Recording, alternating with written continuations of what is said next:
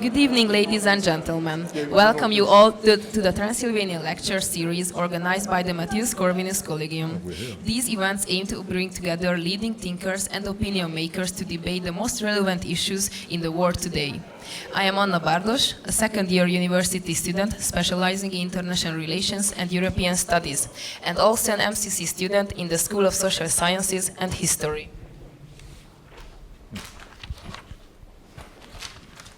Today's lecture is searching for answers, such as why do we stop growing, live for 100 years, and sleep 8 hours a day?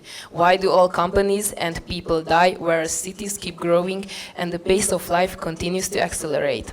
And how are these related to innovation, wealth creation, social networks, urbanization, and the long-term sustainability of the planet? It is a great honor and a pleasure to welcome you all. Before the lecture begins, I would like to invite Emese Ola, the Deputy Mayor of Kolozsvár, Cluj-Napoca, to give the welcome address.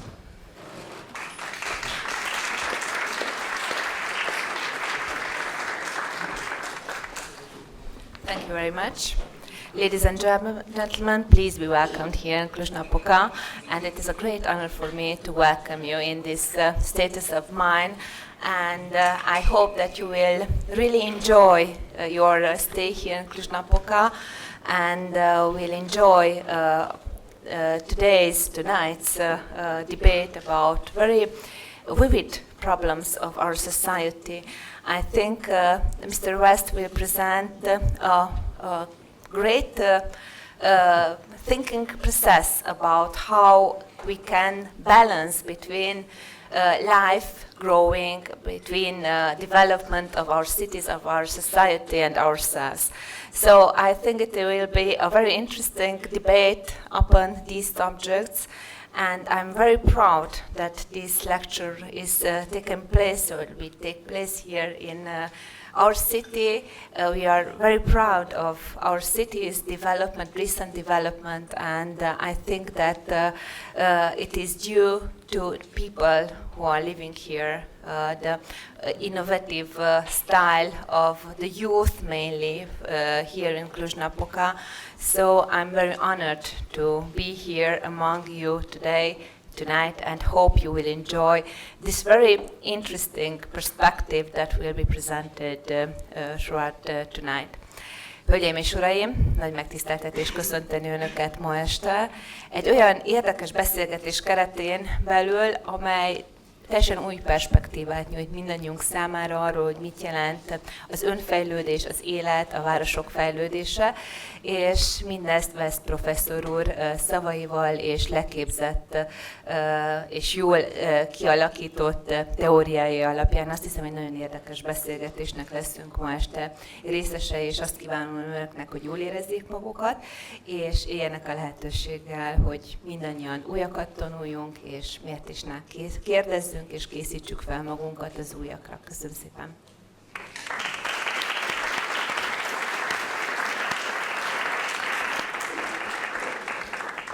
Thank you. Have you ever wondered that you will be standing a handshake away from János Neumann, Edward Teller, or even G. Robert Oppenheimer? Now you have the opportunity to do so with today's special speaker, Dr. Geoffrey West, who is the Shannon Distinguished Professor and former President of the Santa Fe Institute and an Associate Senior Fellow of Oxford University's Green Templeton College. He will be introduced by his partner in conversation, Böszörményi-Nagy, the founder of Brain Bar Festival, head of the Design Terminal Innovation Agency, and the foundation president of the Moholy-Nagy University of Arts and Design in Budapest. He studied at Corvinus University of Budapest, Central European University, Stanford Business School, and the London School of Economics. In 2020, he was awarded the Hungarian Gold Cross of Merit for the development of Hungary's innovation ecosystem. Let the lecture begin.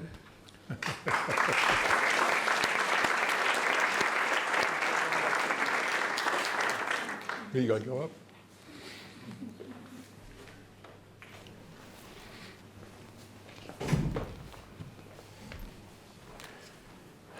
Are you going to say some words now? Yes. So, ladies and gentlemen, our topic for tonight is complexity, and the reasons why this event matters a lot are very complex themselves. One of them is the problem what I call the crisis of modern science. While throughout the history of science, the greatest thinkers are always versatile and multidimensional thinkers. Experts in a lot of different fields simultaneously. Nowadays we are living in an age of hyper-specialization, in the age of, I would say, silos. Modern universities, most of them are organized around silos and isolated worlds of different scientific fields. It's very rare, extremely rare, that someone is in his own career and scientific practice continues the versatile nature and the multidimensional nature of the greatest names and household names of the history of science, including Francis Bacon or Charles Darwin. Now, you know that MCC is right when they pick for an invitation someone who is, according to a very, very smart guy, the smartest on the planet. And a historian, a famous historian, very familiar to the community of MCC, Niall Ferguson, called my friend Geoffrey the smartest living person. So please give another warm welcome to him, and then we're very much looking into the details.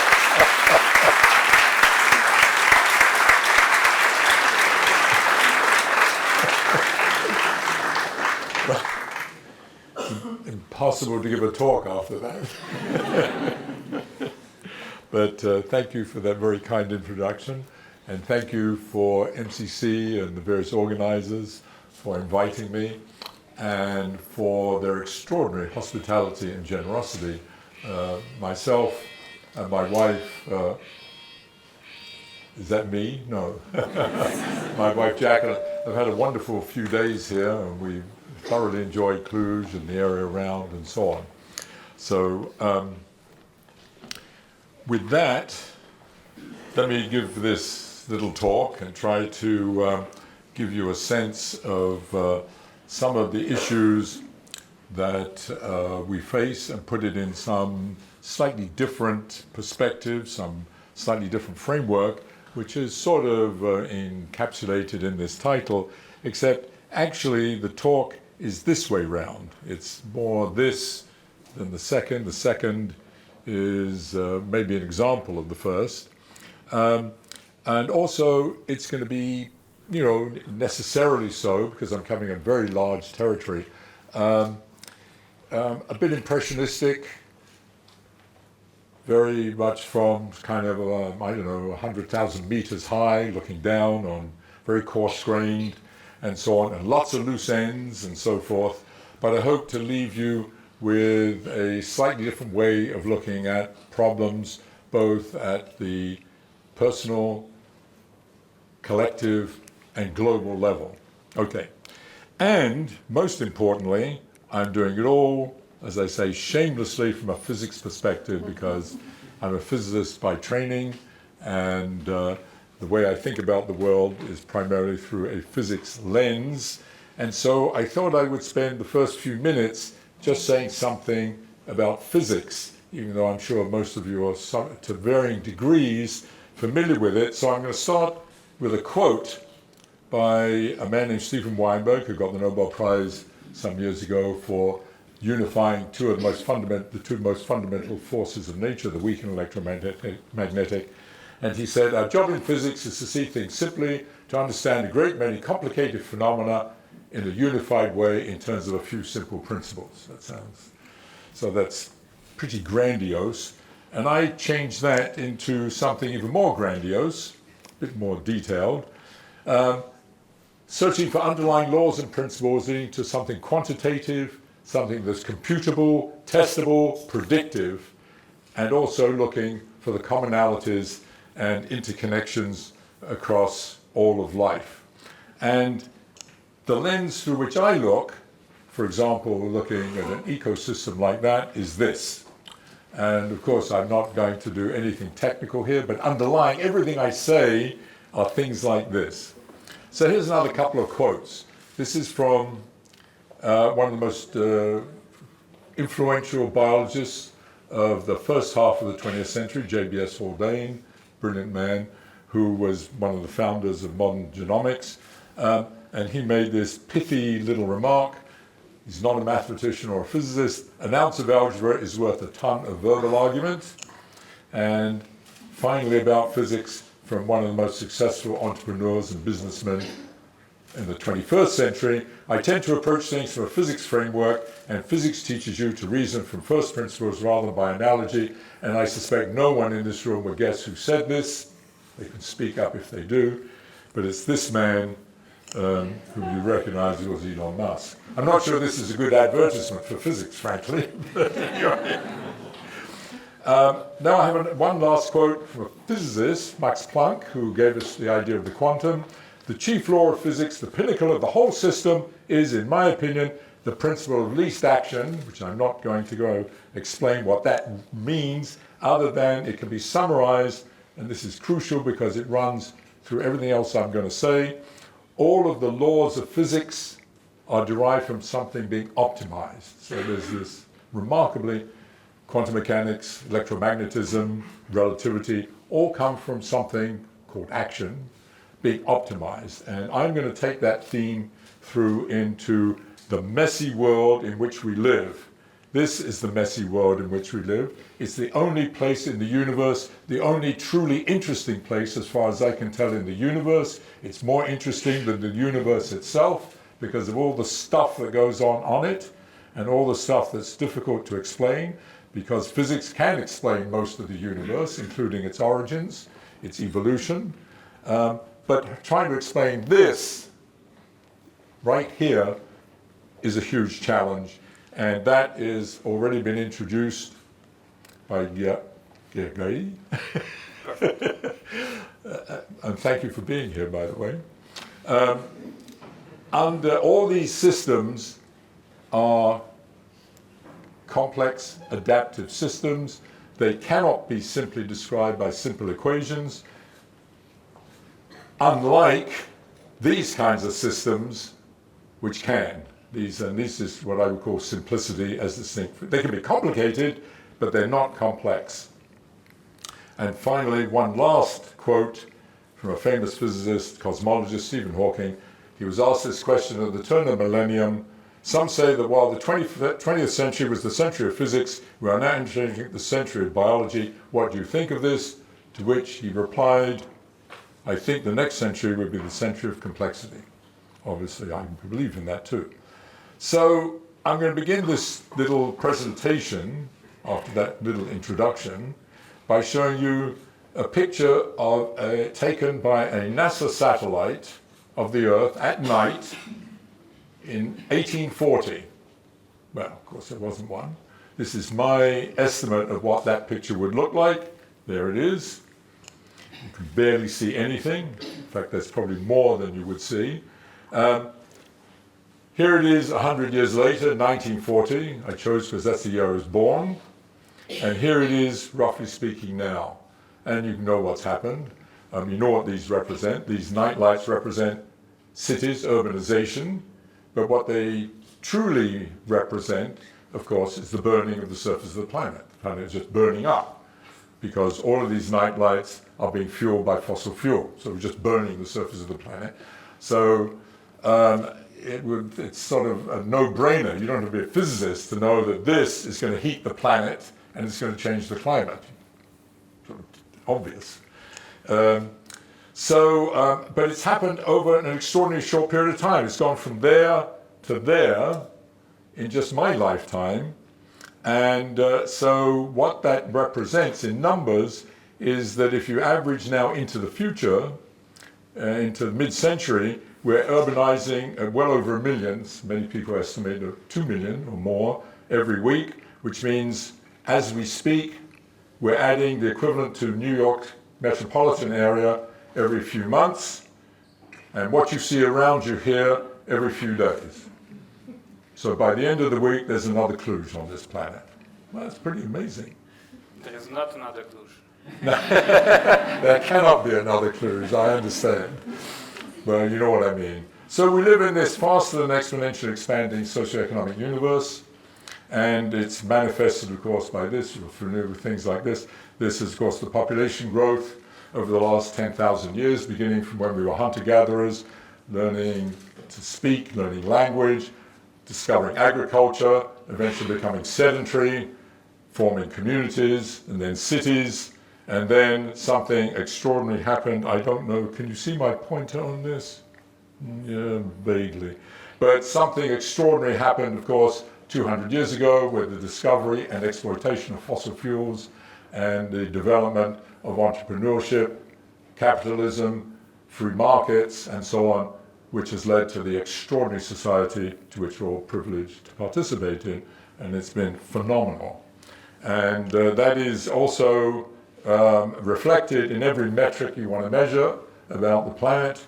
You can't read these, it doesn't matter, but they're all the things you might think of, like water, energy use, the number of shrimp being captured, and everything you can imagine. Of course, it looks like this hockey stick to varying degrees going up. Now, if you're a physicist and you see this graph, it immediately reminds you of this. So what is this? This is the heat capacity, or specific heat, of propane, which is a fossil fuel. What is the heat capacity, for those that don't know? That just means how much heat or energy is required to raise 1 kilogram of propane by 1 degree. And that's plotted on the vertical axis, and on the horizontal axis is plotted the temperature. So you increase the temperature, and you see you require gradually more and more heat, and then suddenly it starts going straight up. And then if you keep adding heat, it goes straight down, collapses. And you know what's happened. You've gone from a liquid to a gas. And that is called a phase transition, in popular language a tipping point, and more technically a singularity. That thing going straight up is called a singularity, because sort of going to infinity. And when you look at that, not only does it look like that, it is that. Mathematically, they are identical. So you might wonder, if we keep pushing the temperature, meaning continued growth of population, are we going to have an analog to that collapse? So that's what I'm going to try to get to in the next half hour or so. So if you think about the future of the planet, it's completely bound up, obviously, from those pictures I showed you, with cities. Everybody's future depends upon urbanization and the development of cities. So I want to talk a little bit about cities. When you think of city, that's what you think of. You think of buildings and infrastructure and roads, or this is your city, beautiful. But of course, that's what the city really is. The city is not there to have beautiful buildings and highways and so on. The only reason for all that is to bring all of us together to do what we're doing, to interact, to form social networks, to create ideas, to innovate, to increase wealth, and so on and so forth. And great cities provide places like this. And two things I want to point out is two things. One is the infrastructure has been there for 2,000 years, and the people keep coming and going, they live and they die, but that infrastructure is a stage, a facilitator of social interactions, as it is. This is a picture of Cluj, by the way.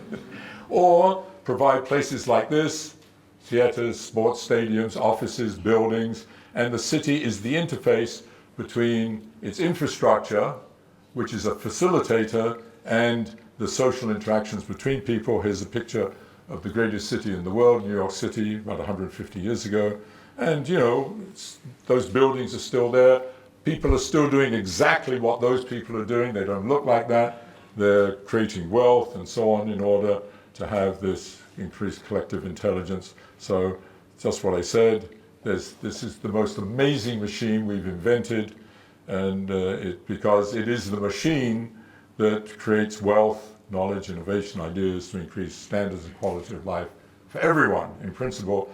But again, if you're a physicist, you know that the most fundamental law in the universe is the second law of thermodynamics, which says if you do all those wonderful things, if you create great order, you necessarily create disorder. And there's no way around it.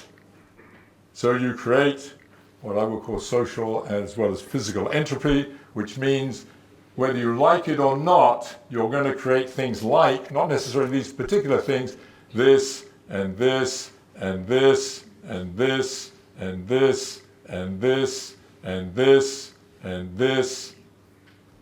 I'll stop here for a minute and add time to my talk because I added this in a talk I gave a couple of months ago because I realized what was going on in Ukraine, next door in Ukraine, and what was beginning in Gaza, and I realized something that I hadn't thought about, that war is now an urban problem, whereas up until very recently, it was actually a non-urban problem, until maybe the Second World War, really. We use the word battlefield, but it's not a field anymore, it's a battle city. And so it is. So I got this picture, and I got it because it was London, and what I realized after I gave a talk, I realized there was a street on there named, and I found the date of this photograph, and it turns out I was there, just about a kilometer away when that bomb hit that street, because I was in my mother's womb when that bomb hit in 1940.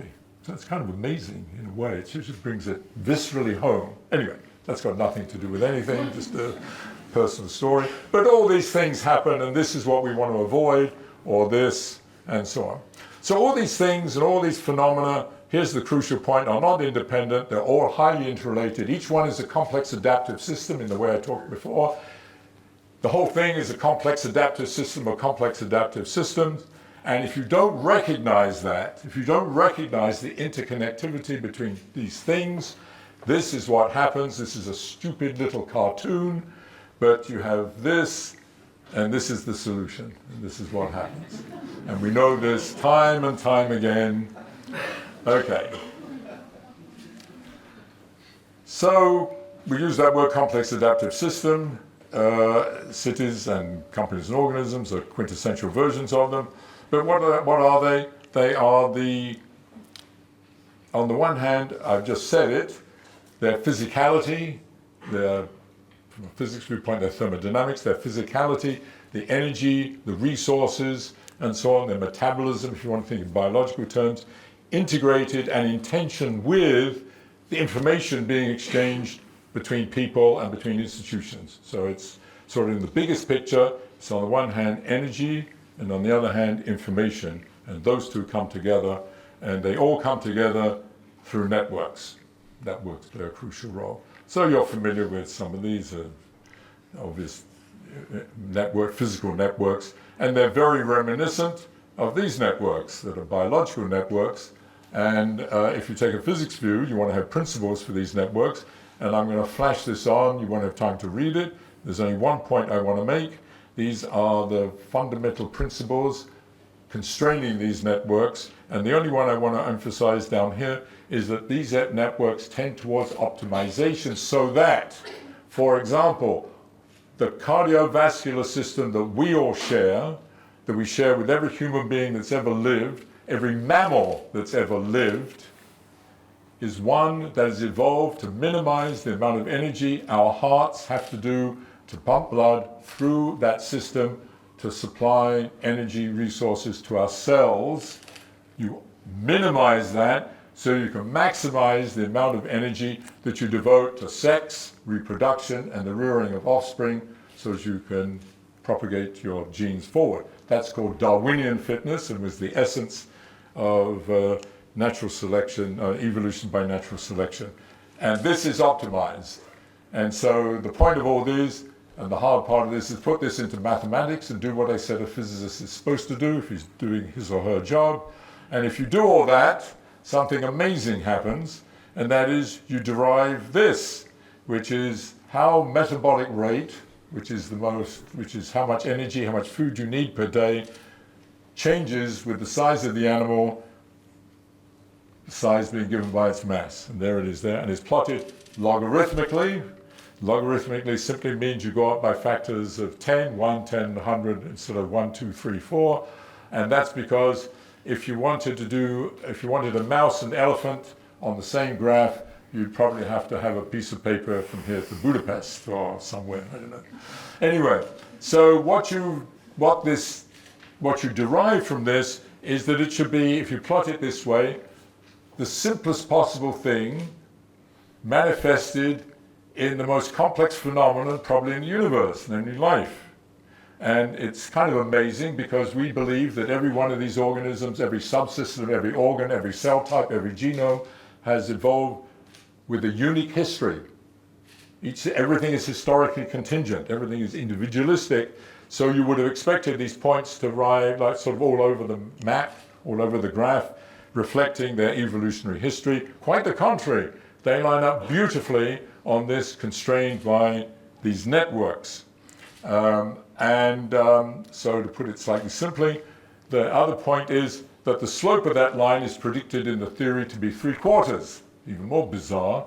And there it is, and that line I've drawn is slope 1, and that slope is 3/4. And that represents, that's called sublinear, and represents an economy of scale because it requires less energy per gram of tissue to support something big than something small in a systematic way. And these scaling laws permeate all of life. And you can, I'm not going to show you any of the theory or anything, anything to do with life history and physiology. Here's another one that's more mundane. This is heart rates, plotted heart rate on the vertical axis, weight on the horizontal axis. And the prediction is that the slope of that should be -1/4. Minus means it's going down. And indeed, you can see it's pretty good, it's drawn in.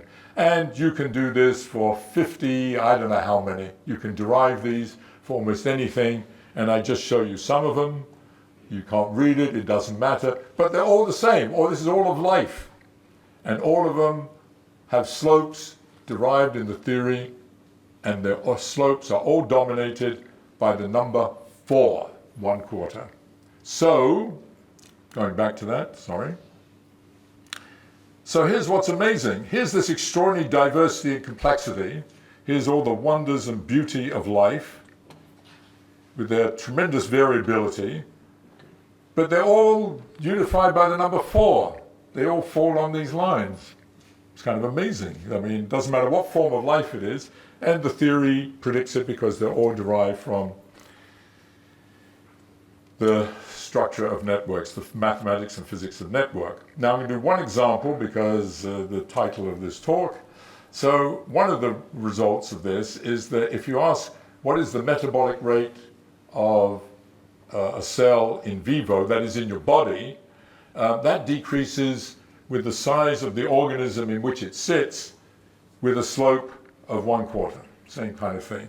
So it goes down. So therefore, the bigger the organism, the less energy is needed per cell. And I want to give you some numbers so you get a sense of what that means. Here's an elephant. It has 10 to the 16th cells, 10,000 trillion cells, which is equivalent to 20,000 mice. So you could take those 10 to the 16th cells, you can make one huge elephant, or 20,000 mice. The same biomass, same number of cells. Here's what's amazing. The elephant only requires 25,000 food calories a day to stay alive, but those same biomass, 20,000 cells, require 500,000. Much more efficient of life to be an elephant than have 20,000 mice, and there's a factor of 100. So that's what I say here. So systematically, you have the other consequence that since there's this great economy of scale, cells are working much less hard in a big animal than a small animal, therefore less damage, less wear and tear is taking place at a cellular level. Therefore, big animals live systematically longer, following this quarter power. So you have to put this in mathematics, I'm showing you. So here's the data. It's got lots of variability. And this is for birds, mammals, and this is us, that line. And you can see I've drawn it there. The slope is in actually very good agreement with the prediction of 1/4, 0.24, it's very close. But here's something, if you're not familiar with it, it's got a cute to know. There's that graph, which has a slope of 1/4. I showed you before, heart rate has a slope of -1/4, goes down. Now multiply them together. Well, the increase of one exactly compensates the other. But what is heart rate times lifespan? That's the number of heartbeats in a lifetime. How many times your heart's going to beat in a lifetime? This says it's the same whether you're a shrew, which is this big and lives for a year, or you're a whale, blue whale, which is as big as this building and lives for 125 years, you have the same number of heartbeats. And there's the data. Do I have it here? Yes, there. There it is. You can see it bigger. So it's all the same. So it's kind of amazing. So if you look through the right lens, everybody's living the same length of time, or everybody meaning all the mammals. So now we talk about growth. Well, we've all done it. We've all scaled up. And how do we do it? We eat, we metabolize, we send energy through networks. At the network, they go to the cells at the cellular level. They repair damage. They add cells, ones that have died. So they maintain. And then they add new stuff. And you put that into the mathematics through this theoretical framework. And you predict a growth like that. So there it is for us as a rat. And you grow quickly and then stop. And the reason you do it is because the supply is scaling in this so-called sublinear fashion with this 3/4, less than 1, and it cannot keep up with the demand to add cells in a linear fashion, so you stop growing. And so that's what the mathematics does, and that's the line is the prediction. And that bounded growth, the fact that you stop growing, most organisms stop growing, has been crucial for the long-term sustainability of the biosphere. That's 2 to 3 billion years. And you can do it for all animals, and you can rescale everything.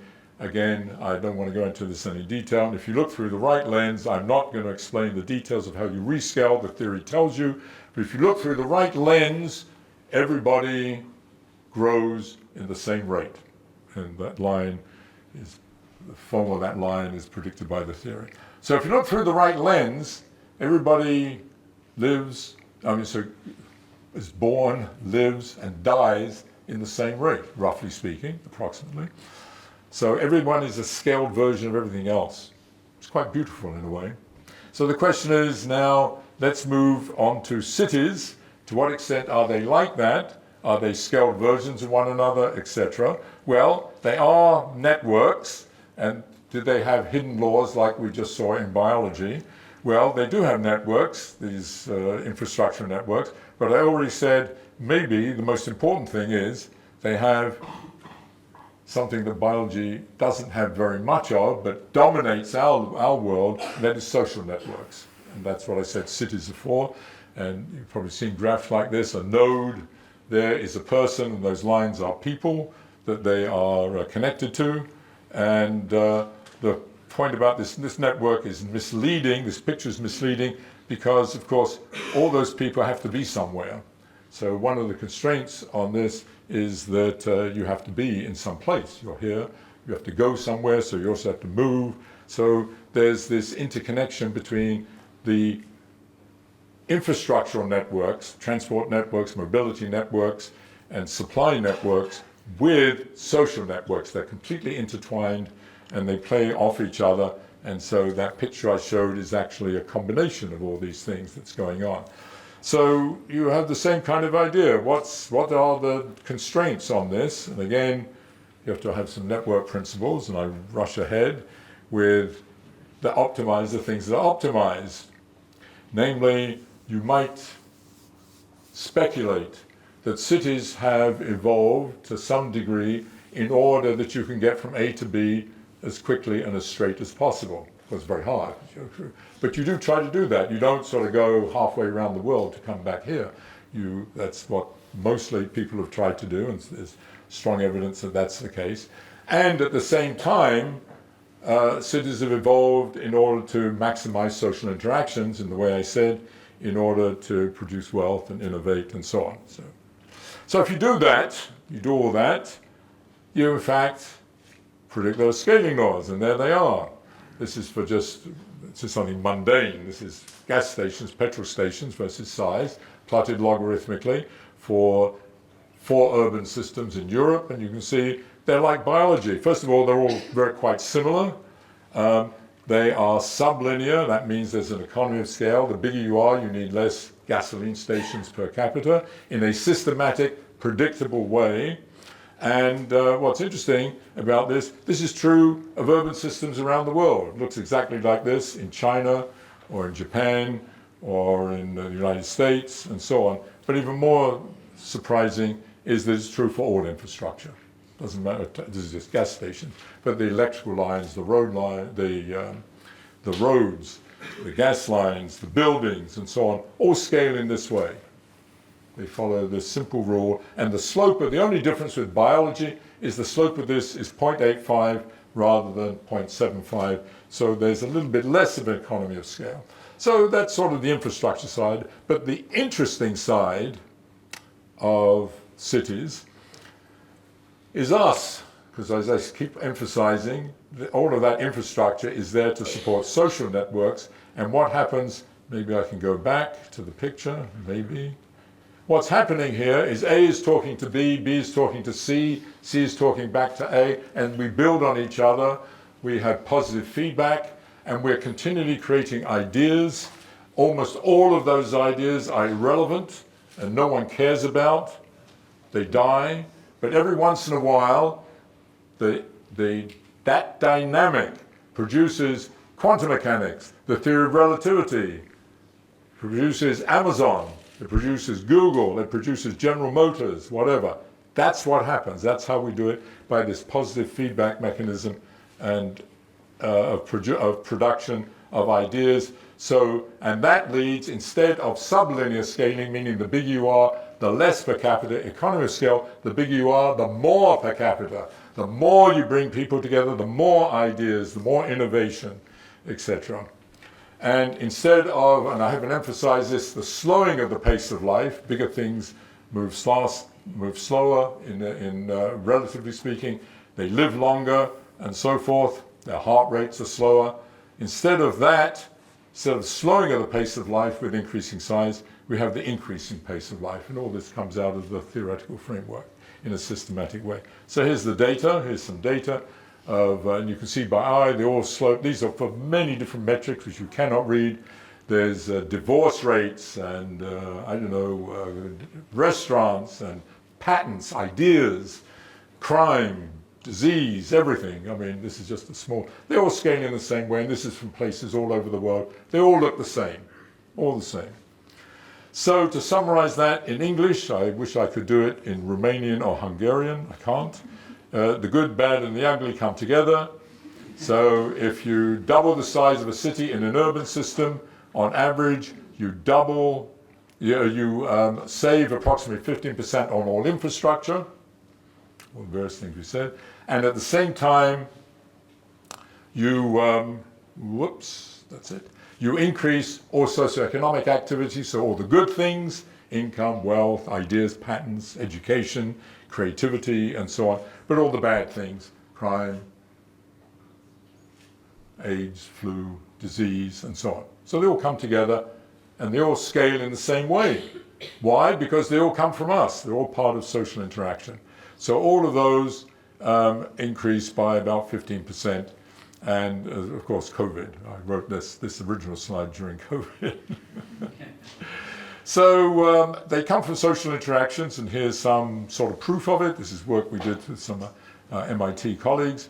We took billions and billions of cell phone calls, which we were able to get from the cell phone company, and analyzed them to determine the degree of social interaction as a function of city size, and here it is. This is both, the two colors there are Portugal and the United Kingdom, and you can see that the social connectivity between people scales in the same way as all these other socioeconomic metrics. Now I'm going to do two things. I'm going to run over time, but I will try to be as quick as I can. I want to talk briefly about companies, taking this over to companies. That's just a flow chart for companies. And I'm first going to talk about growth. Here's just a spaghetti graph in time of all 35,000 US publicly traded companies since 1950, just plotting their growth. And you can see it's a mess, but you can see the young ones are growing fast and making a lot of money, and the old ones, like me, are sort of hanging on, kind of thing. So companies, of course, are network systems. So, and also they try to optimize, whether it's profit, sales, expenses, salaries, whatever, but they are optimizing types of systems or tending towards it, in which case you would expect there would be scaling laws, and indeed, if you take all the data on this is only US companies from 1950, publicly traded. There they are, they all scale, and they all scale sublinearly, more like organisms than cities. And indeed, you can see a little bit of the universality, because here's the data from China, where the stock market is only going, what, about 20 years or whatever it's been, versus 200 years for the US. And they lies right on top of the US, just looks the same. I mean, there's a lot of variation and so on. So I want to give you a little insight into how that works. Here's the growth of firms, follows just like your growth, the growth I showed you in biology. There's a company metabolic rate, which is sales, actually, but there's something else. This is the only, as far as we know, the only part of the universe that does this. It borrows from the future. Financing, that's crucial. So nowhere else in the universe, as far as we know, or in the social or biological world, do you borrow from the future. That's crucial. And that goes to maintenance, which is expenses, and growth, which is increase in assets. So you put all that together, and you put the mathematics, and you turn the handle, and do all the rest of it. You derive from that companies should grow, I hate to be slightly technical, as a power law in time with an exponent of about 6. That's the prediction. This is what it means. It means if you plot, and not exponentially. First, companies do not grow exponentially, ironically, despite the fact that everybody says it. Turns out it's not true, technically. What that says is if you plot the logarithm of assets as a function of time logarithmically, the way I said, it should be a straight line and its slope should be 6. That's what the theory predicts. Here it is with a lot of fluctuations. It's pretty damn good because the slope of that is 5.8. So it's pretty damn good. And here's a bunch of companies which you're vaguely familiar with. I can barely read them on this. But and you can see that there's 3 of them. The red line is the prediction of this theory for their growth from about 1950 onwards. I forget what's there, Coca-Cola, Eli Lilly, Gillette. But on the right is Apple, and you see it's in total violation. It's totally outperforming the average, which is not surprising. So this is a fantastic metric, if you wanted to do it. If you were interested in making a lot of money, you should talk to me, and I'll show you how to do this, and then you could project this in the future. So growth rates decrease with size. That line there is the prediction of the theory, the red line, and there's the data points for companies. And so I'm going to jump ahead and give you a little cartoon version of something that shows the mortality. Here's assets versus time for a company, and I've not plotted it logarithmically. So this is linearly. So a power law, that thing I said has a slope of 6, looks like this. If you don't do it logarithmically, it grows very quickly, and that's that hockey stick you saw. All those hockey sticks, and all those Silicon Valley people are making fortunes, and everybody's excited and making lots of money because they're way ahead of the market, which is growing exponentially. But they're way ahead. But it turns out mathematically, a power law always loses eventually to an exponential. Exponential always wins over a power law. So even though you might be ahead at the beginning, unbeknownst to you, the exponential gradually catches up and overtakes, and you fall behind the market, and then you die. That's why all companies die, because on a per capita basis, all the income, profits, etc., decrease with size, growth decreases with size continuously, and companies stop growing relative to the market, and what happens, of course, as ratio of profits to sales decrease, fluctuations in the market leads to mortality. And mechanistically, what's happening is that, unfortunately, companies start out very excited, very positive, lots of big dimensionality of their product space, and then as time goes on, they have to have bureaucracies and administrations, and eventually, rough as a cartoon version, a company becomes a bureaucracy, and its innovative portion becomes smaller and smaller, and so it's very difficult for a company to address changes in externalities, and typically that means that the product space also responds to the market, and instead of being very broad, starts to narrow, and people get stuck. And that's really what's going on there. And I'm just sort of giving you a very quick summary. And in fact, the data, here's the, is this working? Here's the data. What's plotted here is the for the mortality of companies. Actually, the one in the top. Just look at the top left, because I'm running over time. The top left is the probability of survival versus age of a company, and you can see it drops dramatically, and those different colors just happen to be different asset classes, and you can see it goes to zero. And the probability of surviving goes to zero. And of course, companies do survive. Some companies are able to address it and change and so on. And the average, the expected lifespan of a company that posts on the US Stock Exchange, the New York Stock Exchange tomorrow, 2024, they are surpassing expectations if they're still around in 2034, 10 years. So I'm going to go on, I'm going to violate everything and you're going to kick me out, but I don't care. I want to finish, because this is the most important part for me, is whether we can take this whole structure to the planet as an integrated system. Because something as extraordinary has occurred in this beginning in the last century, and that is we become globalized, and now we're networked across the globe. I mean, everything is interconnected, and the question is that sufficiently networked, and is it also working towards optimization like these other complex adaptive systems, and has that started to mature? And if that's so, that should mean that all those global metrics, as I showed you earlier, should scale. And also they should be superlinear. That is, the bigger you are, the more you have of all these things. So here's that data, here's the data, and for various major metrics. And you can see there's some curvature, but it's pretty damn good considering how crude the data is. This is data that's only occurred in the last couple of years. And also, they are indeed superlinear. So I'm going to try to finish off very quickly. So I want to talk now about the time evolution of that, how it's grown. So it's the same equation, just like you. But now there's a social metabolic rate. That is all the stuff that feeds into making all this, everything work. And that goes to maintaining everything, you know, all the buildings and roads and the people and the hospitals and everything else. And new growth, which is adding new infrastructure, adding new people and so on. So this is a horrendous equation. And I want to just say a couple of words about social metabolic rate.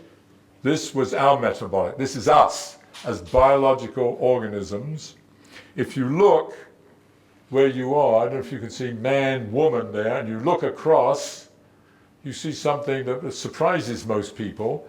You operate at less than 100 watts. 2,000 food calories a day is less than 100 watts. You're an old incandescent light bulb.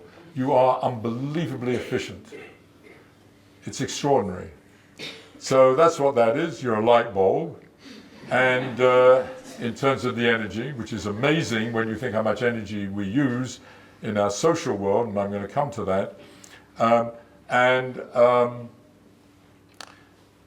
If you're active, there's something called active metabolic rate, which means you also have to run around. The metabolic rate I was talking about is doing what you're doing, sitting, waiting for me to finish, get on with it, and so on.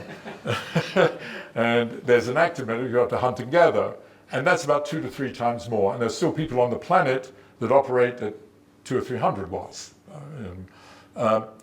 So you could ask, what is it now? How much is each one of you here in Cluj using? Well, I don't know, but it can't be that different than what we use in the United States. It's probably a little less because we're very profligate. But we use 11,000 watts. Look at us. Our metabolic rate has gone way up there. It's 100 times what it should be, basically.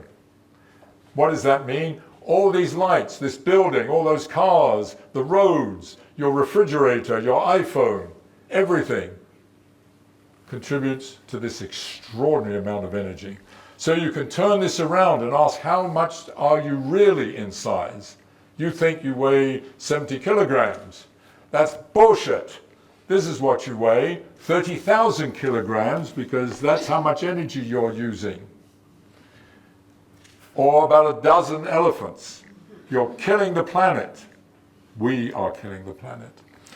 So we have something interesting when we come to growth in the anthroposphere, because we have this superlinear behavior, which means that the supply is growing faster than the demand, which means that you have open-ended growth, which is what we have. So that's wonderful. So this is a very consistent theory. You have positive feedback in social interactions gives rise to superlinear behavior gives rise to open-ended growth. That's what we see. Beautiful, wonderful. And you can predict this, and this, and this for cities, individual cities, even those bends and things you can predict. So that's great, beautiful. But it also leads, now going back to the beginning of the talk, the problem we saw with propane, that there is an imminent possibility of a phase transition, and the question is, what is it? Is it like propane, that as we keep increasing the temperature, meaning the population, we're all going to crash? Well, you're going to hit a singularity, and that's what it is. That's what the theory says. It's not like propane. It's actually much, you stagnate, and then you gradually crash. That's what we're going to do. So how do you avoid that? So here's a cartoon picture. You're growing, you would hit a singularity and collapse, but you realize you've derived this, we've done it within a given paradigm. That's why we say it's the Stone Age, the Bronze Age, the Iron Age, something sort of dominates. We have the computer age, the IT age, the Industrial Revolution. That's what it is. So here's the idea that you would grow, you would hit a singularity and collapse. You better make a major innovation, a major paradigm shift. You better reinvent yourself, reset the clock, whatever language you want to use, and start over again. Then you hit a singularity and you would collapse. So you better do it again and again and so on. So there's a kind of theorem. If you demand continuous growth, which is what we have since the 1790 or whatever, then we need to have cycles of innovation, not surprising, or major paradigm shifts, but you have to do it faster and faster. And the theory tells you how you have to do it faster and faster. And here I'm going to show you some data, which is a proxy for this. I don't know where this came from exactly, but those numbers in brackets are a proxy for the speed of time, speed of innovation. Those numbers in brackets are how long it took to reach 10 million customers. And if you take those numbers, they fit exactly what this picture said. And I will miss this out about more generally, and I'm going to finish up with this. The theory actually predicts that if you plot the logarithm of one of these metrics, plotted logarithmically, versus the distance to the singularity, the next singularity, it should be a straight line. So you take that data and you plot it, and it agrees beautifully with this prediction. That's what that is. I'm sorry, I'm going to go very fast. I'm going to finish. Sorry. And here you see it. And what was surprising was we did this, and that was very exciting. But what we found was that there was a kink in it. There were two straight lines, which meant that at that kink, we actually avoided a singularity. So you ask, when was that? where it turns out that was about mid-1970s. And you can speculate, that's up to you to speculate what the hell happened in the 70s. Lots of things happened, globalization, oil crisis, okay. I don't have time to go into it. I will finish up with this. Just to summarize, this unbounded growth leads to a finite time, what we call a finite time singularity and potential collapse. You have to innovate faster and faster, but innovations, contrary to what many people think, is not a solution. It is a postponement, because you've got to do it again and again and again, and the data supports that very strongly. And that is an example of the fact that life is continually accelerating. I said the pace of life increases, and one of the big issues we face is that we're the same body and same brain that we were 10,000 years ago when we were hunter-gatherers, or 100,000 years ago. It's almost identical, and we have to adapt to that, and that's getting harder and harder. And the question is any of this sustainable? Are we all like Sisyphus going up and down? And I'm going to finish up, because this was Hungarian, sort of, with a quote from from my mind, one of the greatest Hungarians, the greatest mathematical physicist of the 20th century, a Jewish Hungarian, John von Neumann, who made this extraordinary quote in 1953. The ever-accelerating progress of technology gives the appearance of approaching some essential singularity in the history of the race beyond which human affairs as we know them could not continue. So it's very, I hope he's not prescient, but you can see. So I will finish there. I just wanted to say, because this is sort of educational, I work with lots, this is not me, this is all these people that I work with, especially these marvelous young people that I work with. They're all over the place, they come from different backgrounds and so on. And here we are, you can see how happy we are working on this. And here's some of the young people come back to keep me alive.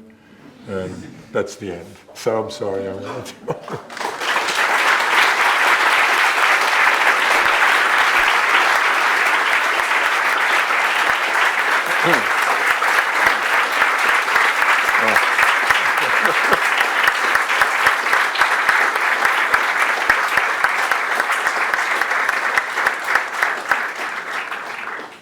I have a bad news, Geoffrey. The physics part is now over.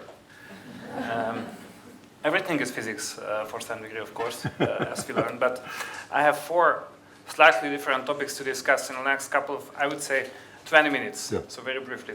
And you choose the order. So I have one, distribution, religion, beauty, and the internet. Which ones to start with? Religion. Religion, okay. Yeah, it's... Yeah, so you are into the universal laws, power laws, and the universal nature of everything, which is pretty close to what philosophers and theology in general and religions are absolutely handling in the last tens and thousands of years. And according to my understanding, most of the outstanding figures of the history of science were actually religious people. Among them even characters like Charles Darwin, for some degree. They mentioned Francis Bacon and other ones.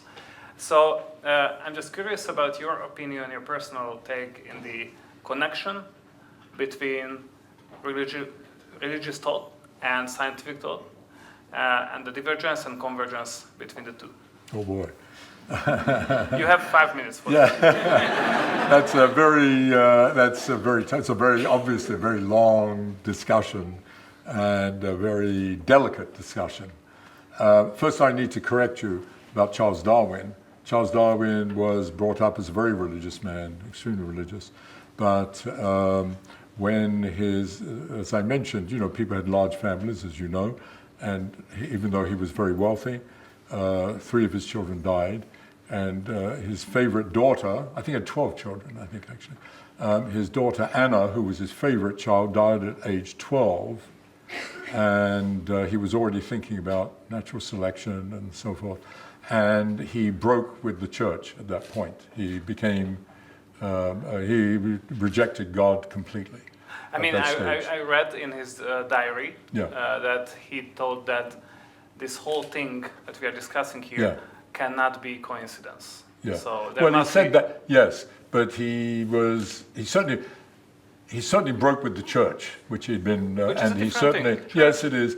But he also said he no longer saw it as the whole process as being the design of a maker. That was not his, the natural selection was the process, not that there was some old man sitting in a chair engineering everything. I mean, he was quite adamant about that, and it was driven by this sad tragedy that he lost a favorite daughter.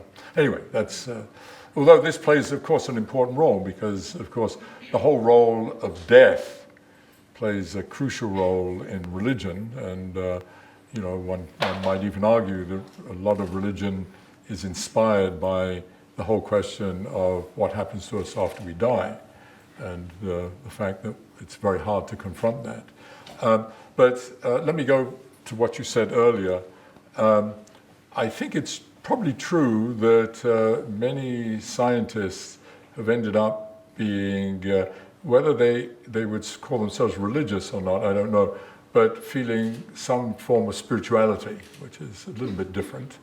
And I would say, I would count myself among them. I mean, I'm not religious, but I do feel that, when you see these laws at work and you walk in a forest, yeah.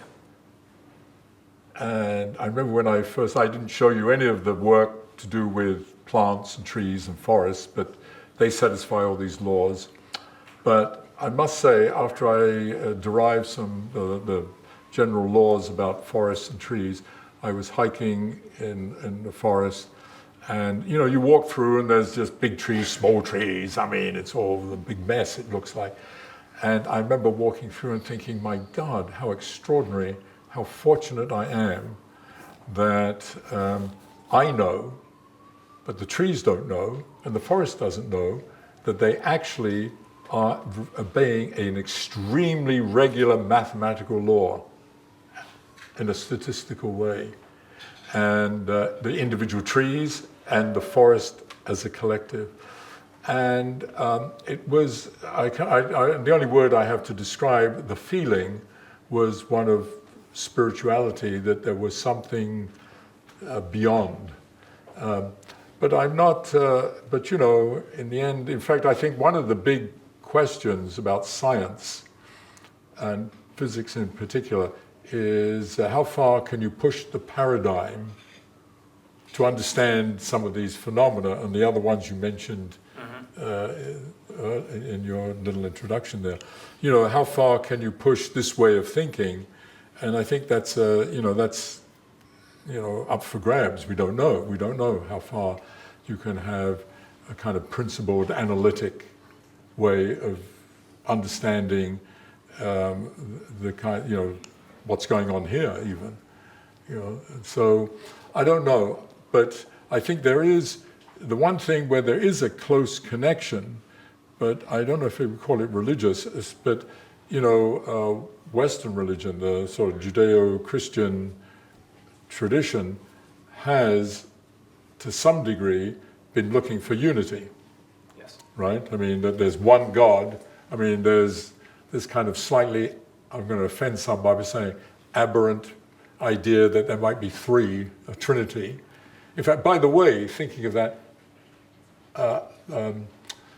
Newton was a believer, was a great believer in God, but he was adamant against the Trinity, the idea of the Trinity. He thought that was blasphemy.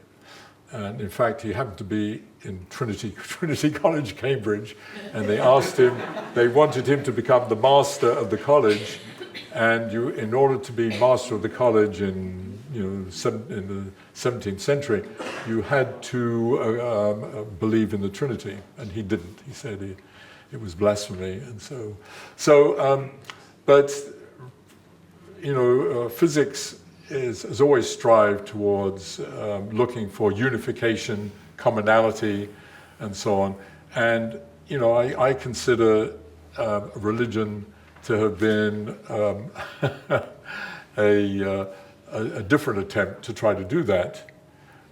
One that I personally have rejected, even though I was brought up, you know, I'm not religious, but I was brought up with a religious background. But you know, when I saw mathematics at work to explain things, that seemed to me so much more powerful than arguments given in the Bible. Not necessary against it. No, but I'm just saying that's what convinced me, was that this was so much more powerful way of thinking. That's what I want to spend my time doing. So it was that. So, you know, we don't know. There's not an answer to that. You know, I don't think you can either, you know, there's no way, as far as I can tell, to prove or disprove God, unless you prove that, I mean, well, let me say things that a bit, I suppose, will get me in trouble.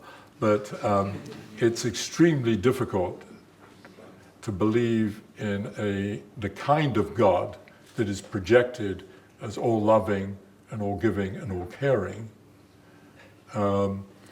If you are born in a place that's bombed out, like I was, or you look across the border in Ukraine, or you look at Gaza and so on, you know, and so, you know, and inventing something else to explain that is too ad hoc for my tastes.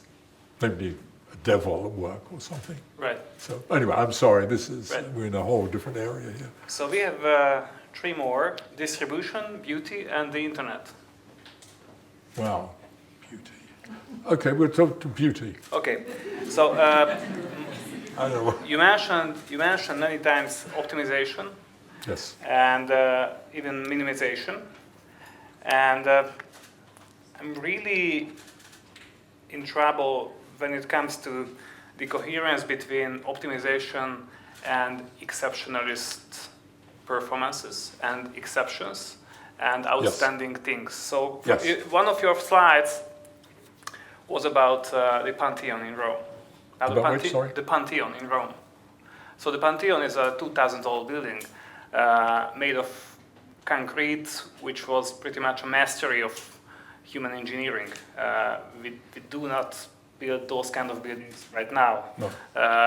So if the general purpose of the daily life of living organisms is to optimize and most of the time minimize the energy, then what actually makes the case for them, for us, for many of these people here, many of the students and teachers, to do more than what is just enough. Because outstanding human performances, let them be buildings, books, careers, altruist activities, anything, are more than what we consider as enough. So, and beauty is one of them. So, beautiful art is not necessarily part of an optimized urban environment. Yeah. So I'm glad you asked me to put it in that way, because one of the things I probably should have said but decided not to about this is that, and in fact I took out 2 slides this morning about it, was that this should be thought of, I'll use the word coarse-grained, that is, this is about averages and about statistical averages, and there's distributions around all of this. That's crucial. So, so the idea is that the dominant behavior is tending towards optimization, but there's, of course, statistical fluctuations around it. And one of the interesting follow-up questions to this is, what is the form of that statistical variation, and how much are you allowed to deviate? And I didn't bring that into this talk, but that's even a political question. Yes, absolutely, of course. So, and we've done some work on that. You can do it 2 ways, actually. You can ask that question, and you can turn the whole thing around and say, look, these scaling laws, since they're principled, that is, we have these assumptions and they lead to it, they're an idealized version of these systems. It's an idealized organism, an idealized city, and so on. So you can then ask the question, take an individual organism or an individual city and ask, in a given metric, whatever that may be, how many police it has, how many AIDS cases, whatever, are they over or underperforming? So it's, relative to this average optimization, optimization is used in this average sense, Okay. but you can exceed it. And we've done quite a lot of work on that. And but there are major role for these exceptional performances for civilization and culture. And many of them play a crucial role in provoking all those innovations and changes, of course, because, which I didn't discuss at all, how that comes about, but all of those, from that way of looking at it, have their origin in the outliers. That's what stimulates the system to change, those that start to deviate from whatever reason that might be. But you asked about beauty, and somehow you went off on... Yeah, I mean, outstanding performance. Beauty is when it comes to one, art, is a form of outstanding performances. Exceptional performance. Sure. So there's another major question when I use the word optimize, and I let it hang there, and that is, optimize what? What is it you want to optimize? So from a purely practical viewpoint, you might say, in terms of buildings, you just optimize its functionality, right? I mean, and this building, which was built by, in different times, is a building that they tried to do that in some way. They probably made it cheap. They made everything very straightforward.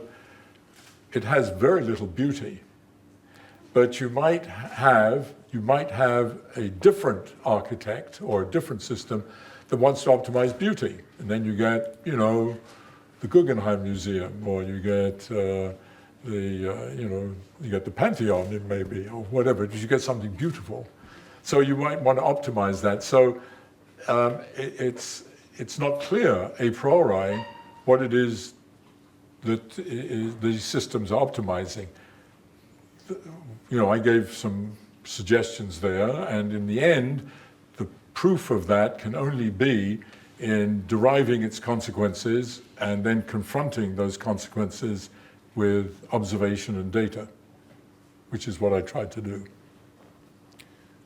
Right. But beauty, I want to say one other remark about beauty, which I thought you were going to ask about, and that is that beauty in mathematics and physics plays, of course, a very important role. Frank Wilczek did a great work about that. Yeah, he wrote a book, that's right.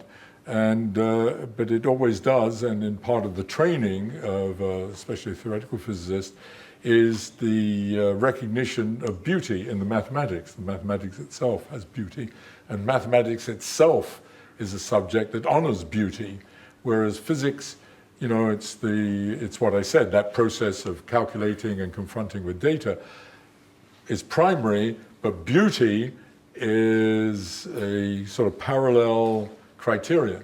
And one of the many reasons, one of the major reasons why string theory and the theory of everything has caught the imagination of physicists is because it's beautiful. Even though, as far as we can tell, it's probably wrong. I mean, at least we don't know it's right. It's very hard to prove it's right. But it's captured many of the best minds of the late 20th and early 21st century because it's so seductive in its beauty. And its connectedness to the human soul. Yes, and beauty does connect to the human soul. Are the mics working? No. Oh. How about now? How it's working? No. Right now? Okay. So we have distribution and the internet. the last two. I didn't know what you meant by distribution. Yeah, the distribution thing. So I mentioned at the very beginning that this kind of universal approach to the big issues, science in general, but also the fate of the planet, I think it's very rare. He was president of an institution which is still relatively unknown in that part of the Atlantic, Santa Fe Institute. And this whole concept of looking at life from a universal approach is still very narrowly distributed, not only in science, but also in politics. When you solve a problem, when you take a problem, when you try to solve it, in business, in individual life, in everything. And for me, it's a little bit contradictory that the universal approach is itself a niche. Yes. What explains that? Well, I think that this explains it, but I think it's the vested interest in conservatism, natural conservatism, of academics and universities and so forth, research institutions. In a status quo. Yes, status quo. I mean, because most people are already invested in their careers and what they're doing and so on, and so it's only a minority of people that want to turn their attention to some of these bigger questions. And one of the curious things about the academic community, you don't get rewarded for, ironically, for thinking about the big questions, because mostly you can't answer them. So, you get rewarded for working on this very specific problem in this very specific area. Which can be which can be dealt with and answered. And that's how you get a job and promotion and recognition and so on. So, it's kind of a natural phenomenon of the system. On the other hand, what is surprising is that in the 21st century, it's becoming clearer and clearer, we need to have a much bigger view. The idea that we can, the original idea of dividing academia into different departments, which was basically a German invention, which has been enormously successful, was appropriate for its time, and still has, of course, an appropriate role, obviously. But what we need more than ever is a much more integrated view. And I'll just say a few words about the Santa Fe Institute for those that don't know. Just a couple of words. It was founded in the 1980s, by a bunch of extremely distinguished scientists, several Nobel Prize winners, and major Nobel Prize winners. A man named Murray Gell-Mann, who gave us quarks and so on. Phil Anderson, who gave us the theory of superconductivity. And Ken Arrow, a great economist, who I think 7 of his students, maybe 8 of his students got Nobel Prizes too. And them and others, other distinguished scientists, were beginning to be concerned about the very things you talked about, that academia was very stovepiped, everybody was focusing on very narrow problems, and the whole reward system, whether it's jobs or grants or getting tenure in a university, prizes, were always for some very specific thing. And in fact, it's even true at the Nobel Prize level. Very rarely do Nobel Prizes get awarded for something that isn't actually, if you look at it, quite narrow. It's very rare. And all these 3 people got awarded Nobel Prizes for big picture things, actually. And they felt there should be something, there should be an institution within the academic landscape that is the opposite to the canonical university structure, where you have individual departments, no one's talking to one another. And by the way, one of the other things that has developed is, you may say, a physics department or a biology department, but that's a fake, because the physics department is now made up of half a dozen different semi-autonomous departments that don't speak to each other anyway. So it's so they felt there should be a place where there are no departments, and we bring people together that want to ask some of the bigger questions, and in particular deal with what became known as complex adaptive systems, that there would be, you would have a place where the anthropologist would talk to the economist and the physicist and mathematician and so on.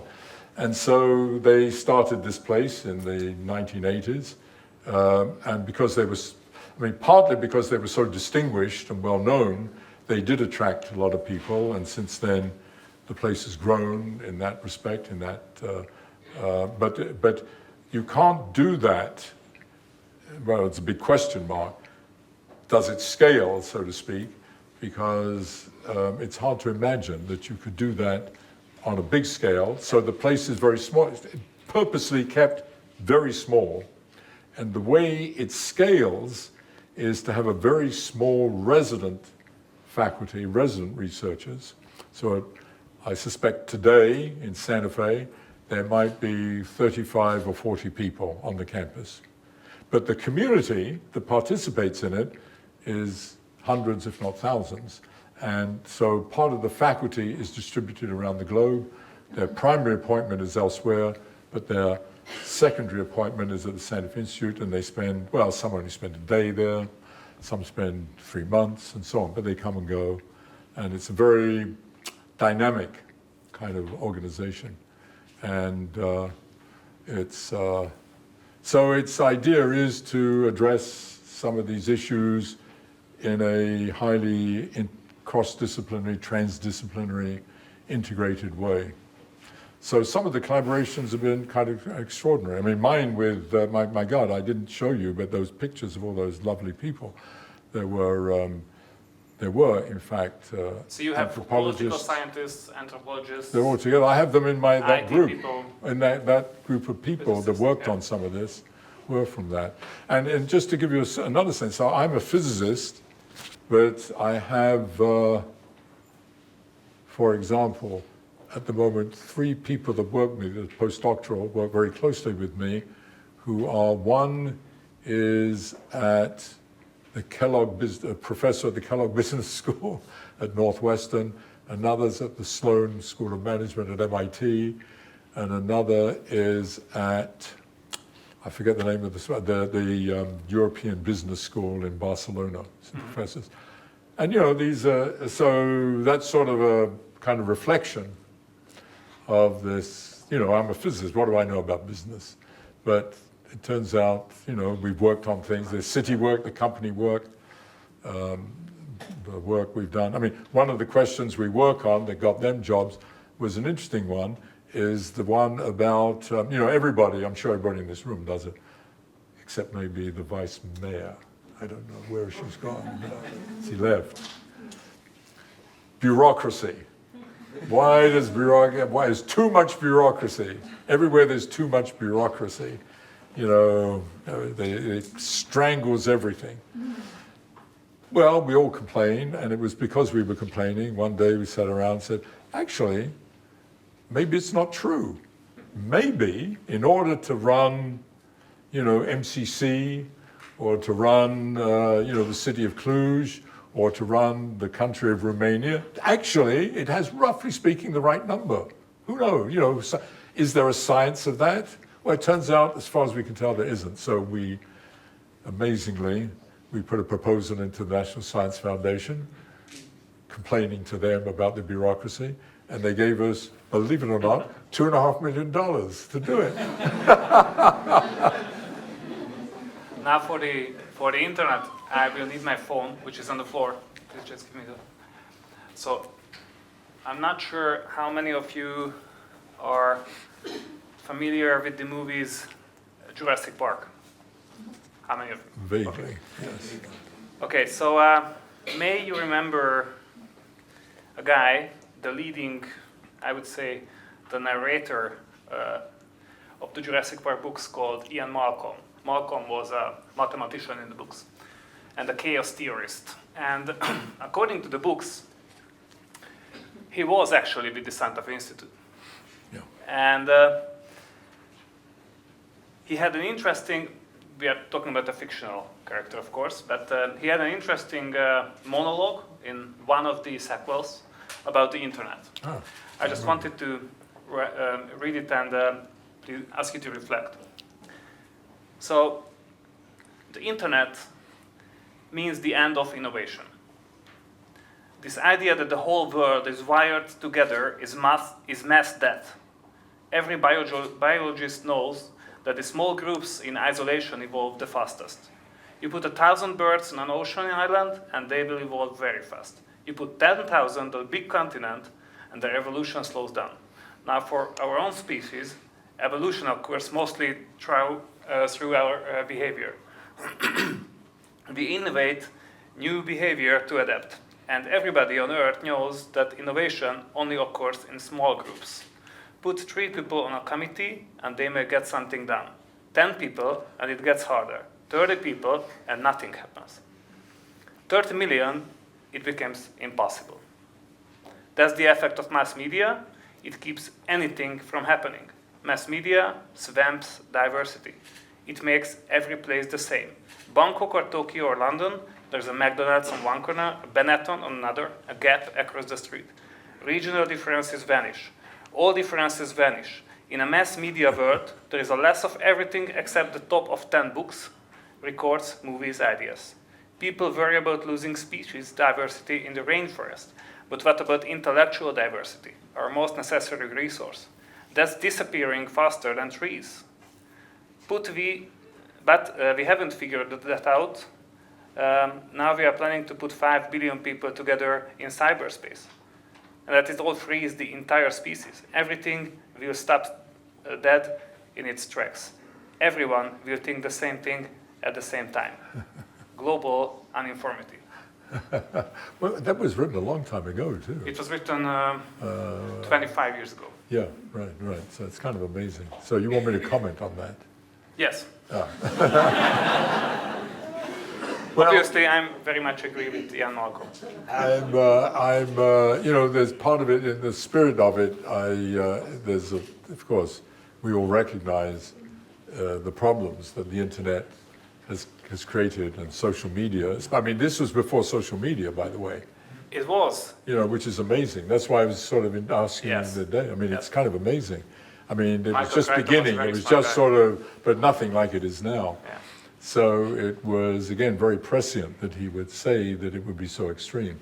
I don't really know how to comment on it, other than, my intuitive reaction is that the internet, on the one hand, has, because it tries to make everything uniform in a certain sense, suppresses creativity. On the other hand, the internet has given us access to extraordinary amounts of information and data, which was extremely difficult to get in the past. But information is not knowledge. No, it's not knowledge. It's definitely not wisdom. I understand, but we need that in order to be creative outside of working through the internet. So we need all of that stuff, and in that sense, the internet has been extremely useful and facilitative in feeding into creativity. On the other hand, and that's primarily through people that are working on professional kinds of issues. I mean, the problem he's bringing up, of course, is the vast majority of people who are just using it as a playground, if you like. I don't know, and it is certainly true. But the trend towards uniformity and lack of thinking, and in fact, I'm struggling here with how to express it. But even the lack. One of the problems that the positive side of internet produces is that it no longer asks you to remember things, because you can look it up immediately and so on. So even that causes a problem, because one of the, I think... cognitively, you mean? Yes, cognitively, exactly, because that plays a role in cognitive relationships that take place kind of unconsciously in your brain, which brings disparate things together, which leads to something new. And so, in a way, you can imagine that this suppresses this, and it's the same, at a very trivial level. It's like, when they introduced the hand calculator, I remember being appalled that going to a store, and I'll make something up, something costs 99 cents. And you give the cashier the dollar, or whatever the currency is, and she takes the computer, puts in $1, puts in 99 cents, presses the minus sign, and then gives you a penny. And, and it's a little bit like that. And now, does that suppress creativity? Probably, you would think it would. I don't know enough about the real psychological processes and cognitive processes, but one would think it would. I think something associated with that is a big issue, and we actually talked about it, I think, earlier at lunch, was the corporatization, I guess, of science. And that much of science is big science with big collaborations. And collaborations are fantastic. I just showed you all these people that I collaborated with, but I should tell you that the collaborations were usually 1-on-1, 1-to-2, almost entirely. But these collaborations, and some are huge, of course, but they, I do think, mitigate against creativity, because it becomes like a little bit of a factory mentality. This is your piece, and this is your piece, and so on. So creativity changes its characteristic. Maybe of course it always had this, that you might be creative, but in a very limited domain. So this goes back to our conversation earlier, one of the subjects, that the bigger picture ideas of creativity get lost because no one's putting all the pieces together, or very little of that is happening. And I think the internet plays into that, actually. I think the internet facilitates that deconstruction rather than construction. Very strong answer. Thank you so much. So we have time for approximately -3 questions. Let's make them 3. Who will be the first? Oh, we've told them everything. This is the opportunity of a lifetime.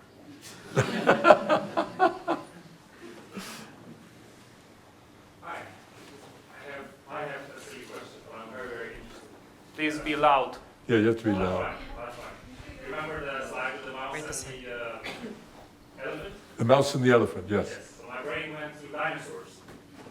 I was Good. wondering how efficient you think dinosaurs were at the time, and through this, if you could graph, let's say that dinosaurs would never have went extinct. Is it possible to graph their fictional future and maybe learn something from that? Very good. Because a couple of things about that. So I'll tell you a story. So a few years ago, they remade a Hollywood version of Godzilla. And I don't know if it was, kind of mindless, but maybe Godzilla. I didn't see it. Is it good? I saw the original Godzilla, the Japanese. Every Godzilla movie are great. Anyway, I got a call from a journalist at one of the magazines asking me about Godzilla. Would it, and so I said, look, if you'd ask any, probably biologist, certainly any physicist would say Godzilla couldn't exist. It's impossible. With a caveat that if it was made of the same kind of stuff that the rest of life is made of, it couldn't exist. And that's because, just the simplest possible thing, and this was known to Galileo, and that is that it couldn't sustain its own weight. Its legs would have to be wider than its body. Each leg would be bigger than its body to sustain the weight, and I don't want to go into why that's the case. But what was amusing about it, though, they said, okay, well, forget about that, don't worry, but still, tell us about Godzilla anyway. So this is the kind of, So I did a few calculations, and I figured out all the dimensions of Godzilla, which unfortunately, I could go to this computer and show you a slide with them all, but the thing I remember is that you could easily drive through the aorta is the first tube that comes out of its heart. You could easily drive a big truck through its aorta, for example. The amount of pee, the amount of urine per day would fill an Olympic swimming pool. It would probably live about 1,000 years. It would only have to sleep for about 25 minutes, etc. So you can do those kinds of exercises. But the thing of itself could not exist. And in fact, in order to get something bigger than a dinosaur, for example, to move towards Godzilla, we know what we did. We mammals, we violated, we got rid of that problem that I just told you Godzilla has, namely gravity, collapse under its own weight, by going back to the ocean and becoming whales, right? They're the biggest organism that's ever existed on this planet. Nothing is bigger than a blue whale, ever been. But because it relieved itself of gravity. And you can take this theory, just to wrap this up, that I told you about the networks and all the rest of that stuff. And you can ask the question, which is implicit in what I think is implicit in what you asked, what is the possible limit? How big can you make a mammal? How big can you make something of our design? Or the alternative, how small can we make ourselves? I mean, we mammals. Well, it turns out we pretty much reached the limit. Turns out you can't make a mammal smaller than a shrew, because with too much time I had to explain it. And you can't make a mammal much bigger than a blue whale in the ocean. And it's all to do with it can't sustain itself. For the whale, I'll just say this is an example of the thinking. You have this network that's supplying everything, and it turns out as you grow bigger, the network very slowly starts to become more sparse. So the endpoints between capillaries that supply cells get very slowly further and further apart. They have to, it turns out. But if they get too far apart, they can't feed the cells in between, and the whale has just about reached that point. So it's sort of interesting. And you can make a similar argument in the other direction. But I don't know if that answers your question. But Second anyway. question. Oh, by the way, I will say I got one other thing about scale and dinosaurs, though. Wait a second. I'm sorry. So I don't know, when I was a young boy and learning about dinosaurs, it used to be said that dinosaurs disappeared from the planet because they were stupid. They had this tiny brain. There's the long neck and then this little brain. They were very intelligent. And it turns out that's completely wrong because of a scaling. If you take brains of, what do you call them? Dinosaur animals now, the lizards and so on. Reptiles, thank you, my God. And I'm the one that's supposed to be able to speak English. And you extrapolate, you just scale.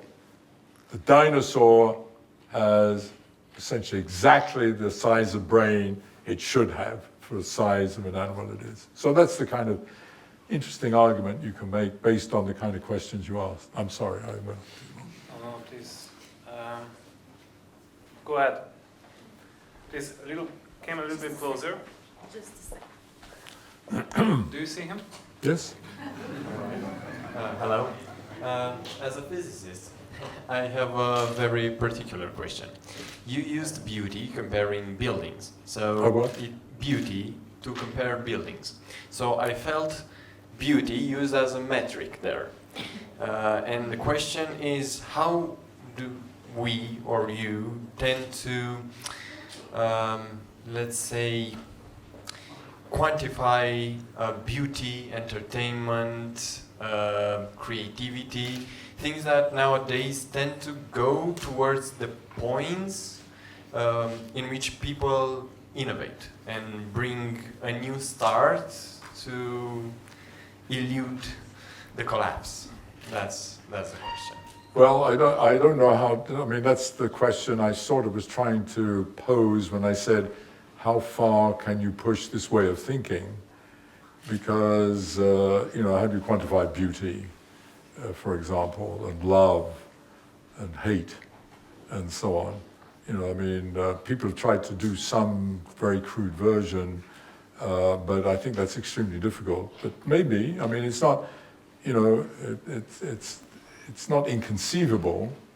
I'm dubious myself, but that you can put those kinds of things in that framework. That's why we need different ways of thinking, and why, social sciences and so on are struggling with ways of handling that. And in fact, I'm a bit worried that some social science is a bit too influenced by physics thinking sometimes. So I don't have any good answer for your question in terms of those kinds of things. But innovation, you did mention at the end, I think you said something about innovation and the avoidance of collapse and so on. Well, one of the problems about the word innovation now is that in the last 20, 30 years especially, it's become synonymous with technology. When you think of a new innovation, you think of some, electric vehicles. Consumer technology. Sorry? Consumer technology. Yeah, consumer technology. That's what it's become identified with, and that's very misleading. Because innovation, of course, is in social lives and so on.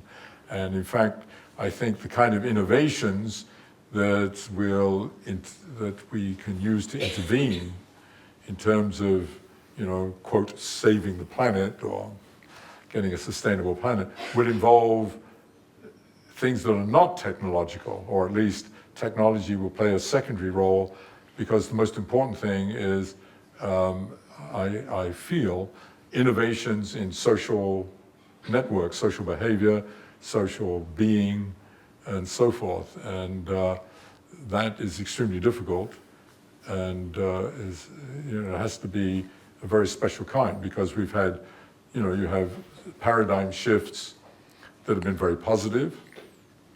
You've had, I presume, to some extent, Jesus Christ was positive, and Mahatma Gandhi was positive, and so on. But Hitler was not positive, but he was someone that was a paradigm shift in a certain sense. So you have to be very careful about what that is, in the same way that you have to do, I suppose, about technology. But I think it's a very important question, this question about what is innovation, and what form does it take, and how does it influence us as we move forward. Please go. Thank you. A couple of years ago, I've listened to a podcast, and there was this lady, Rashida, who was talking with Bill Gates, and they were asking big questions. And at some time, there was this 10 billion number circulating around about the limit of the population of humans on the planet. And I never quite grasped how they got to the number, and maybe you can help me out with this. No, there's, that's called the carrying capacity, technically, of the planet. When we were biological, it was probably, I used to know the number, maybe 5 million. There should be about 5 million of us. on the planet. I forget the number. Maybe you don't quote me on that. But it's some, on the scale of what we are, is some trivial number of human beings ought to be on this planet if we were purely biological, interacting with the rest of the biosphere. We're now 8 billion, right? And that's completely misleading, because I told you that your metabolic rate, your effective metabolic rate, is not 200 or 300 watts. It's 10,000 watts. So you're actually, the number of people on this planet effectively, in terms of the biosphere, is trillions. It's ridiculous. And that's the number that's really important. It's not really, the number of people is less important than the amount of energy and resources that those number of people represent. I have no idea where that number that you quote from Bill Gates, but Bill Gates isn't a scientist, so I don't know where, he probably made it up, I'm guessing. If Microsoft Word is anything to go by, he probably made it up. So the final question, the lady, please.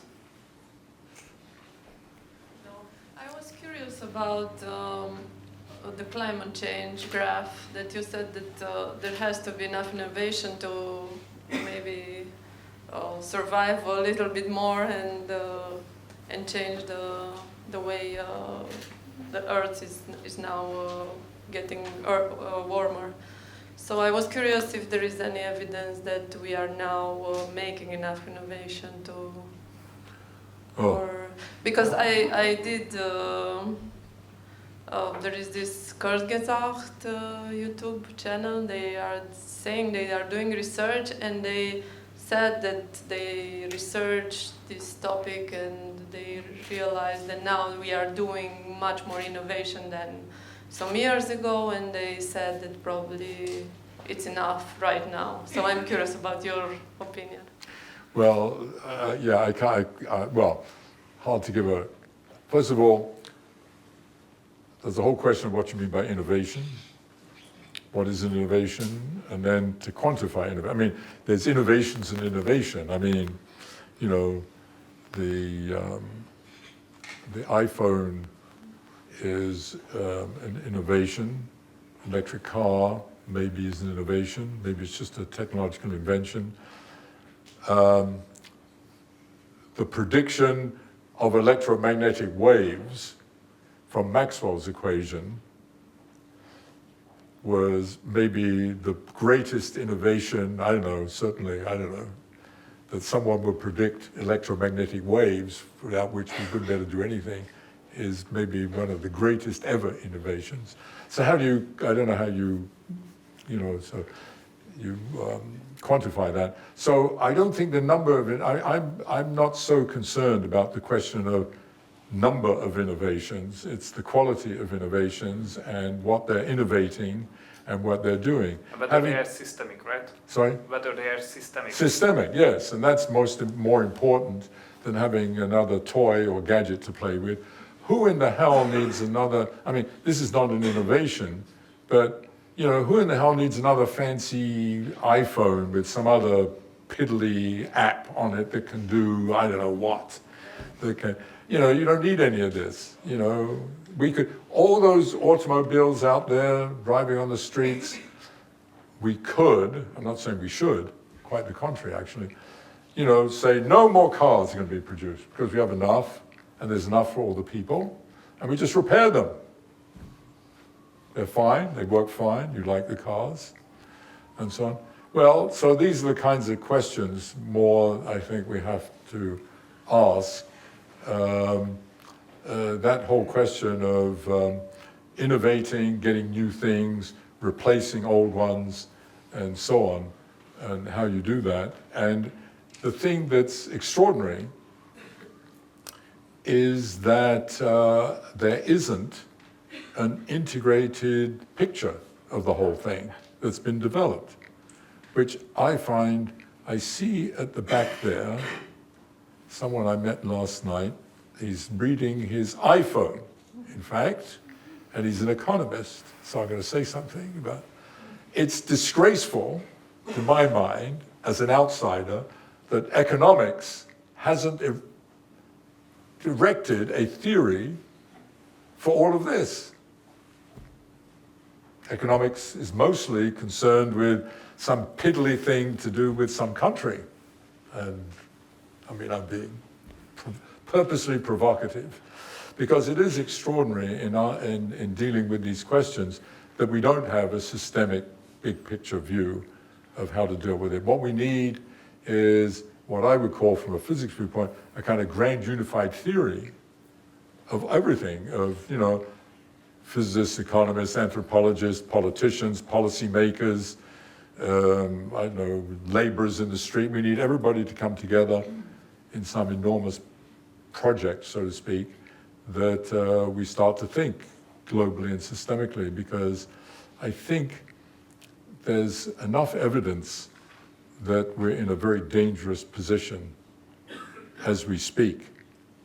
And I'll make one totally editorial comment, that is something nothing to do with science, and that is that one of the things I find very bizarre about what's happening now is that we see the rise of more and more authoritarian leaders across the globe, which is very strange in some way. And I have my speculation is that it's in response to the fact that we're not dealing with these problems, and most people are feeling in some way left behind, and much stimulated by the fact that the pace of life has inextricably got faster and faster. And you know, I'm 83 years old, and I can tell you that life in 1950 was quite different in terms of its pace than life in 2024. Even in the 1990s. Even in the 90s. In your lives, I'm sure you already can feel that. And that is, again, just to make a simple, I turned something off. Some simple version of it, you know, the fact that every bloody year, you know, if you live in America and you use iPhones, as I said a moment ago, a new stupid iPhone comes out that you know, gets faster and faster. And they have to, and the way we've evolved, Apple feels it needs to do that to survive, and it needs to promote it and so on. Well, they do, and the question is, how do we get out of that? You know, we're on this treadmill going faster and faster, and we somehow have to slow it down and get off it. And so people that, many people, because it's also bizarre that from 1990 to 2024, 34 years, the standard and quality of life for many people has improved. But they're less happy, and they're more and more pissed off, and they vote for Donald Trump and Mr. Modi, and so I'm now being personal and political, not a scientist. And I found that very mysterious, and my only explanation is that because we're not dealing with the problems, and the socioeconomic dynamic built inextricably into what has evolved as our social network necessarily speeds things up. So we have this kind of poetic situation that the very dynamic that has led to all the marvelous things that we love and the kind of quality and standard of life that we love is killing us.